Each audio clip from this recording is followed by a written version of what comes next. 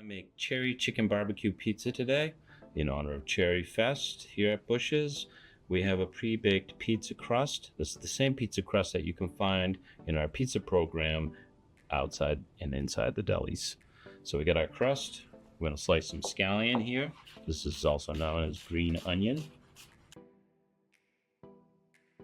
This is Brownwood Farms cherry barbecue sauce.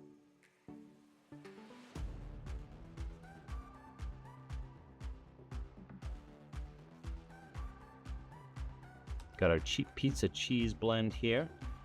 This is a mix of mozzarella and provolone. Put as much as you like, but I can tell you less is more when it comes to these pizzas. This is our Amish rotisserie chicken. Chevre cheese, just a little bit. Fresh cherries, for a little garnish around. Our sliced green onions.